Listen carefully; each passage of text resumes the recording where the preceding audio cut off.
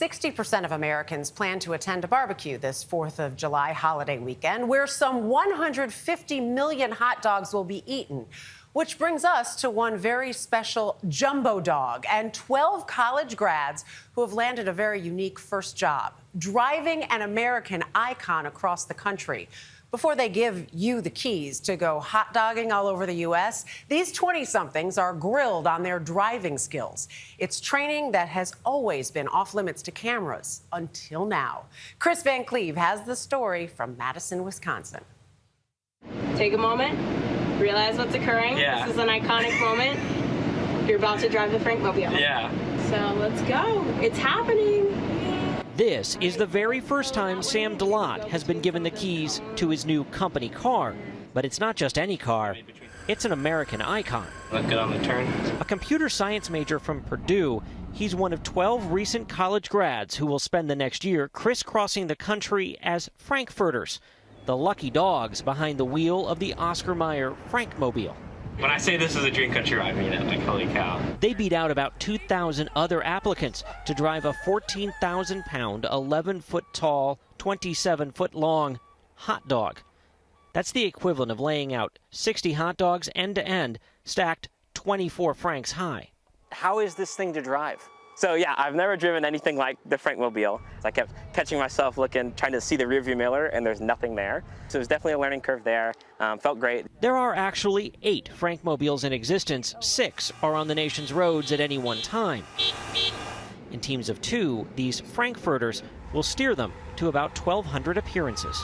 Do you eat a lot of hot dogs? I do. Frankly, I think they're delicious. I'm a huge fan. But first, the 8 women and 4 guys have to complete this driving course of careful maneuvering without hitting any cones. The course simulates things like getting gas, turning around, and of course, parking. Perfect. The idea is to let the new drivers get into a pickle here and not in the real world. You're going to be going around in circles. It's up to Sue Williams and her team of former Madison, Wisconsin police officers to catch up these 20-somethings with the rules of the road, because no one wants a bruised bun. Teaching somebody how to maneuver a very long vehicle, a very wide vehicle, is always challenging because it's something that they've never done. How about backing up left? The key, she says, is teamwork. Stop. And careful attention. Close the gap. Always follow all traffic laws. So there's no hot dogging in the hot dog. You're on your A game, you're polite, you're professional. This is literally so crazy. What is my life? Binghamton University grad Chloe Van Cassel aced it. What made you want to drive this across the country? Adventure and the missions. This is the furthest west I've ever been in my entire life, so it'll be really cool to see the rest of the country and to spread smiles along the way. This iconic rolling piece of meat is probably better known as the Oscar Mayer Wienermobile, the name it bore since it was cooked up by Oscar Mayer's nephew Carl, first hitting the streets of Chicago in 1936. It was new and revolutionary in the marketing industry. People loved it. All right, buddy. Ed Rowland has been the Wienermobile's top dog for the last 20 years.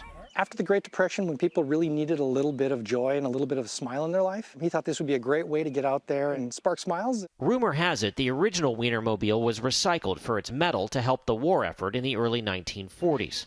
The oldest surviving Wienermobile dates to 1952 and is currently on display at the Henry Ford Museum in Detroit. But for decades, this jumbo dog ended up on the back burner. It's O-S-C-A-R. To the company's catchy TV jingles. Oh, I'd love to be an Oscar Mayer wiener. Until the late 1980s, when the Wienermobile came racing back. It was cooler than a GTO, faster than a Stingray, and it tasted great with mustard. It was the Wienermobile. And since 1988, these big dogs have been rolling through all 50 states year-round. How key to the Oscar Mayer product is the Wienermobile? Oh, it's very integral. It was relevant and amazing in '88, and it is today. It is a social media darling. So why mess with a social media darling and change the name this year? Oscar Mayer's Beef Franks got a new recipe, and they needed promoting. Is there a difference between a wiener and a frank? Actually, there is. A wiener has a blended meat, so it's more than one kind of meat in the hot dog, and a frank has a single meat. And the Wienermobile got a new name, at least for now. We're testing it out this summer. We've given the wieners a love for a long time. Now we're trying to give our beef franks some love. So it may not stay the Frankmobile for decades to come. Well, we'll have to see if it cuts the mustard. Let me relish that joke for a moment. Okay. Kat Abraham is wrapping up her year behind the wheel, Let's do it. Haul some buns. logging nearly 40,000 miles across 28 states. I did not have a car prior to this job. And Wait. This is your first car? This was my first car. One of her last Frankmobile assignments, letting us ride shotgun. That's their term, not mine. The Frankmobile holds up to 6, but does not have a kitchen. Its carpet resembles condiments, and its roof is painted like a blue sky. There's a bun-shaped glove box. You guessed it, the bun box. And the seat belts, those are meat belts. More people have been to space than have driven the Frankmobile. And not too many people get to ride along in it either. So what is it like to drive this thing? At first, it's a bit intimidating, but once you get behind the wheel and you get out and you see people's reactions on the road, you realize what an honor it is.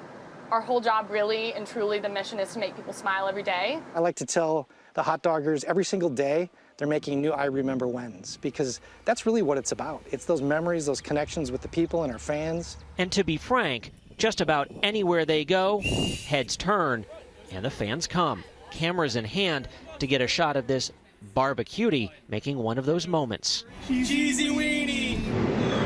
Chloe Van Cassel can't wait to be up in its grill for real. Made me a little emotional, to be honest, to be getting my buns in that seat, buckling the meat belt, and starting to hit the road. So it's a dream come true. You could say their primary job now is to hang out with their grill friends.